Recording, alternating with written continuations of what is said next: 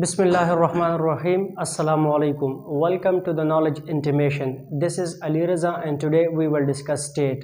आज हम रियासत के बारे में पढ़ेंगे कि रियासत हमारे पास क्या चीज़ है, साथ साथ रियासत के मीनिंग को अंडरस्टैंड करेंगे और इसके जो डिफिनीशंस है जो डिफरेंट पॉलिटिकल साइंटिस्ट ने दी हुई इसको अंडरस्टैंड करेंगे। और the most important thing that is elements of the state के रियासत के अनासर कौन कौन से हैं। So let's come. First one we have introduction. Introduction में हम कहते हैं कि state is a community of people occupying a defined territory, organised government and the government must be sovereign. रियासत हमारे पास लोगों का मुश्तरका ग्रुप होता है जो एक ख़ास इलाके में रहते हैं और इस इलाकों को रन करने के लिए एक स्पेसिफिक गवर्नमेंट होता है और द गवर्नमेंट मस्ट बी सवर्न, और जो हुकूमत होता है वो खुद मुख्तार और आज़ाद होनी चाहिए। सेकंड नंबर पर हमारे पास है highest form of human institutions. जो स्टेट या रियासत हमारे पास होता है वो ह्यूमंस का एक हाईएस्ट फॉर्म होता है, इससे ऊपर ह्यूमंस का सबसे बड़ा इंस्टीट्यूशन नहीं हो सकता। तो it was all about the introductions of state. Second number पर हमारे पास मीनिंग है। आपको अंडरस्टैंड करने के लिए स्टेट जो हम टर्म इस्तेमाल करते हैं ये पॉलिटिकल साइंस का टर्म है और सिंपली हम कंट्री को ही कहते हैं कि country is equal to state, लेकिन पॉलिटिकल साइंस की टर्म में हम इसको स्टेट या रियासत ही कहते हैं। स्टेट का जो लफ्ज़ है ये स्टेटस से ली हुई है और स्टेटस का मतलब है कंडीशन और सर्कमस्टांसेस, हालत कि एक स्टेट किस हालत पर बेस कर रहा है। और ये जो टर्म है स्टेट का ये सबसे पहले निकोलो मैकियावेली जो पॉलिटिकल फिलोसफर था उन्होंने अपने वर्क में द प्रिंस में इस्तेमाल की हुई थी और वहाँ से यहाँ तक ये जो लफ्ज़ है इस्तेमाल होता आ रहा है। So it was all about the meaning of the state. Third number हमारे पास डिफिनीशंस है और जिसमें सबसे प्रोमिनेंट जो डिफिनीशंस है वो वुडरो विल्सन ने दी हुई है। ये एक पॉलिटिकल फिलोसफर था। वो कहते हैं कि state is a people organized for law within a defined territory. State जो है ये लोगों का एक मुश्तरका ग्रोह होता है जो एक ख़ास इलाके में रहते हैं और किस लिए बनाए हुए एक ख़ास रूल्स एंड रेगुलेशंस कहता है वो ज़िंदगी गुजारने के लिए उन्होंने एक स्टेट बनाई हुई है। सेकंड नंबर पर हमारे पास अरिस्टोटल है, ये भी एक पॉलिटिकल फिलोसफर था। वो कहते हैं कि it is a union of families and villages having for its perfect self sufficient and life by which they meet happy and honourable life. Aristotle कहते हैं कि एक्चुअली स्टेट हमारे पास जो है फैमिलीज का या विलेजेस का एक इत्तेहाद होता है जो लोगों ने बनाए हुए थे, किस लिए कि एक उसमें वो एक खुशहाल और तरक्की की ज़िंदगी जो है वो गुजार कर सके। आफ्टर डेट हमारे पास है elements of the state. Elements of the state जो है वो मोस्ट इंपॉर्टेंट थिंग है कि एक स्टेट अपने आप को स्टेट डिक्लेयर करना चाहता है तो वो किस बुनियाद पर अपने आप को स्टेट डिक्लेयर करेगा। सो एलिमेंट्स ऑफ द स्टेट में हमारे पास सबसे पहले उसको अंडरस्टैंड करें कि एलिमेंट्स किसने दी हुई है और कहाँ पर दी हुई है। मोंटेविडियो कन्वेंशन, यूरुग्वे 26 दिसंबर 1933 यूएसए। मोंटेविडियो जो है ये एक सिटी का नाम है और कहाँ पर है, यूरुग्वे में है। यूरुग्वे कहाँ पर है, ये यूएसए में एक स्टेट है।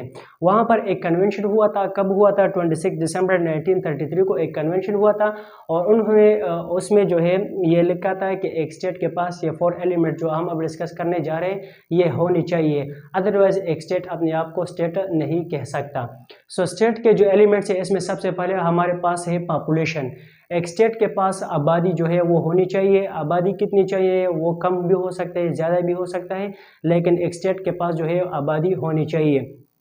प्लेटो एंड रोसो ये 2 फिलोसफर थे हमारे पास, पॉलिटिकल फिलोसफर थे।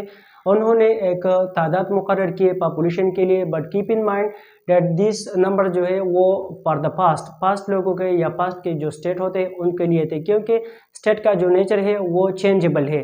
पास्ट में एक स्मॉल था, अभी जो है वो ज़्यादा आबादी वाले लोग यहाँ पर मौजूद है और फ्यूचर में इसका जो नेचर है वो चेंज भी हो सकता है। तो प्लेटो ने जो है वो कहता है और उन्होंने लिखा है कि स्टेट का या आइडियल स्टेट का जो नंबर्स है वो 5040 होने चाहिए और अकॉर्डिंग टू रोसो वो 1000 होने चाहिए। सेकंड नंबर पर हमारे पास है टेरिटरी।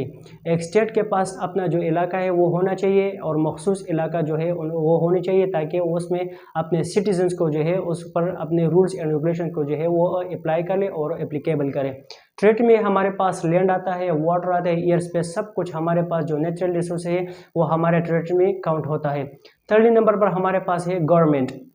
इन दोनों को प्रोटेक्ट करना, इन दोनों को अपने रूल्स एंड रेगुलेशंस के तहत करना। एक हमारे पास एक गवर्नमेंट होनी चाहिए, और गवर्नमेंट जो है वो स्टेट का एक मशीनरी है या वर्किंग एजेंसी है, क्योंकि स्टेट जो है वो खुद जो है एग्जिस्ट नहीं कर रहा, उसके जो पॉलिसीज़ है वो इम्प्लीमेंट करता है through the government. Government he state को चलाते हैं।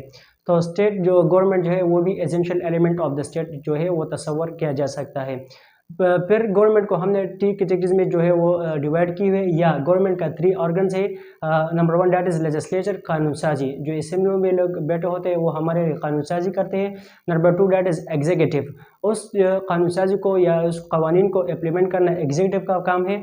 और थर्डली नंबर हमारे पास जो है वो जुडिशरी है, इस कवानीन का जो एक्सप्लेनेशन है वो जुडिशरी का काम है, वो एक्सप्लेन करेगा। सो थर्डली नंबर पर जो एलिमेंट्स है वो हमारे पास है गवर्नमेंट। फाइनली हमारे पास है सॉवरेंटी, या सॉवरेंटी जो है वो खुद मुख्तारी या आज़ादी को कहते हैं, कि गवर्नमेंट अगर आपके पास है तो वो सॉवरेन होनी चाहिए, वो खुद मुख्तार होने चाहिए, वो अपने फैसले खुद करने चाहिए, दूसरे को जो है इन्वॉल्वमेंट जो है वो इसमें नहीं होने चाहिए। तो गवर्नमेंट जो है वो हमारे पास सॉवरेन होगा और वो अपने फैसले खुद करेगा। फिर सॉवरेंटी को हमने 2 कैटेगरीज में रखा है, इस एक को हम इंटरनल कहते हैं, दूसरे को हम एक्सटर्नल कहते हैं।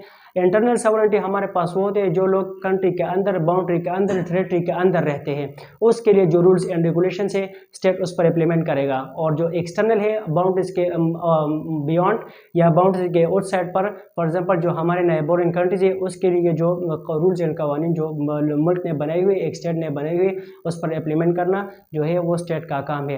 तो स्टेट के बारे में हमने आज डिस्कस किया। If you have any kind of question regarding this topic you can ask in comment box. Thank you so much.